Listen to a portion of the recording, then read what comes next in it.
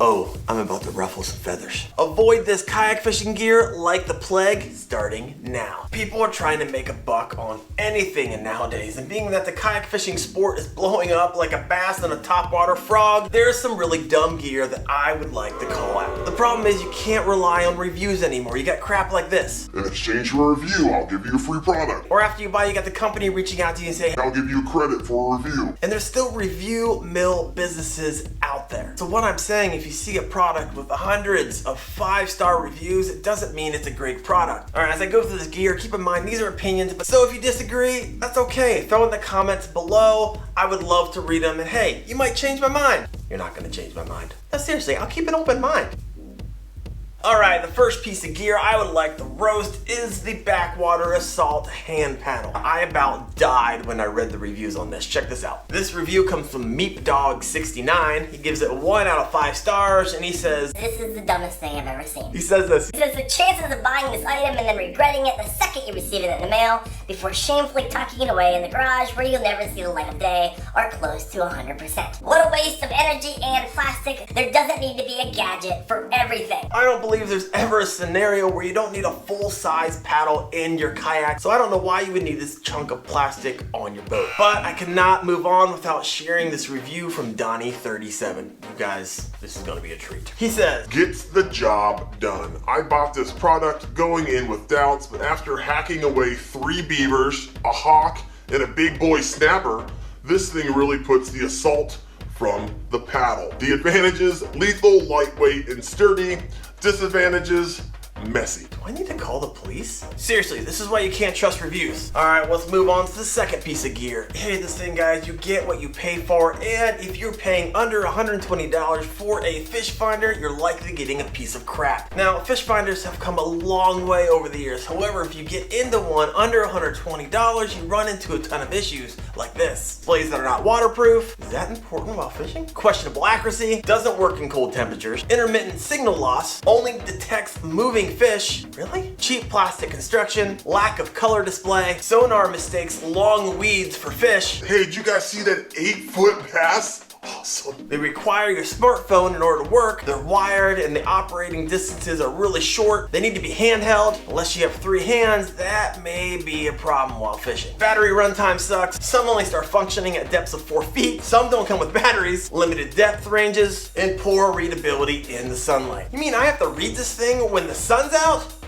Outrageous. All right, I think you get it. Even that $120 price range is right there. So if you're looking for an entry-level fish finder, I have one that I've been using for years. I'm actually getting ready to upgrade, but if you only have a limited amount of money, the Garmin Striker 4 may do the trick for you. I'll put it in the description below in case you're in the market. All right, moving on. The next piece of gear I'd like to roast is the Yak Gear Angler's Crate Starters Kit. And here's the thing, I love having a kayak crate in the back with rod holders on it. However, what's crazy about this particular kit is that it's $35. It's crazy because milk crates at Tractor Supply Company are $7.50. And that rod holder you can actually make for about $1 or purchase them at Walmart for $4. So they're selling you for $35 what you can make for about $8.50. So if you have more money than time, hey, let's be friends. But if you have more time than money, actually create a video on how to make the ultimate kayak crate with 6 rod holders, and I'll put that video in the description below. All right, this is part of the video when I want to hear from you. What is a piece of gear that you regret buying? Please let me know in the comments below. Moving on to the next roasting, cheap kayaks under $300. I actually have a cheap kayak under $300, the Sun Dolphin Aruba 10, one of the cheapest kayaks out there. And here's why I would avoid them like the plague. Tip number 1, if you found your kayak on Facebook Marketplace or Craigslist and the price is too good to be true, well, likely it is. With kayak fishing and kayaking on the rise, the demand is there and people are stealing kayaks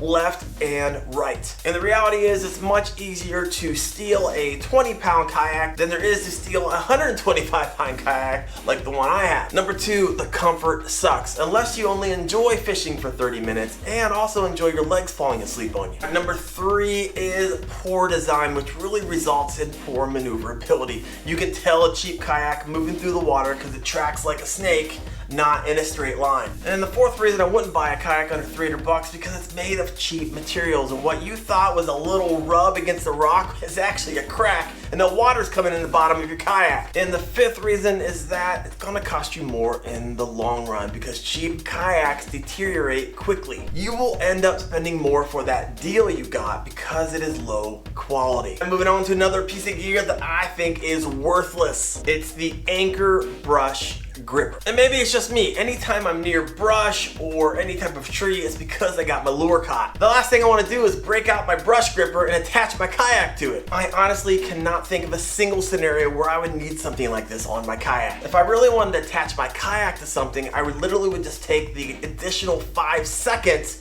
it would take me to tie off. If you're tracking with me, help me out and hit that like button. I'm going to move on to one that I'm probably going to get in trouble for. Alright, I know what's going to happen with this one. I am going to say it and then someone's going to write me in the comments, hey man, this thing saved my life, but I'm going to say it anyways. It's this guy right here, the rescue steps. Guys and girls, if you watch any of my videos, I am all about safety, which is why I don't think this one is necessary, because you should already know how to get into your kayak and do a deep water re-entry. Let's say you practice a deep water re-entry and you still can't get back into your kayak. A $70 emergency ladder still seems a little steep for me when all it is a piece of rope with a loop on the end. Look, I already have a design. You got a piece of rope tied onto your kayak, you got a piece of PVC so you can put your foot in, on a loop knot at the end. Cost you $3 to $4. Velcro it under your seat and boom, you just saved $65. Call me crazy. All right, let's move on to more gear I would avoid. Let's talk paddles. There are 3 categories of paddles. On the low end, you got your plastic blades with your aluminum shaft. Your mid-range is going to be your fiberglass blades with your fiberglass shaft. And on the high end, you're gonna have your nylon blades with your carbon fiber shaft. I would avoid the plastic blade with the aluminum shaft. I actually have one of these, that you can see. It is not very strong, so you're gonna lose a lot of power every time you're making a stroke. And the plastic blades give a whole lot, as you can see. I'm not putting a lot of effort on this, so you're just losing a ton of efficiency. At least get yourself a fiberglass shaft with a fiberglass blade, and you will be happy you did. It is definitely worth that extra 40, 60 bucks. So go ahead and do yourself a favor. All right, those are some gear mistakes you don't wanna make. In fact, I just created another video, 9 beginner kayak fishing mistakes I made and you should avoid. You can check it out right there. It's had 10,000 views in the last 2 weeks, so people must like the content. Hey guys, thanks for watching. See you out in the water in the next video. Bye.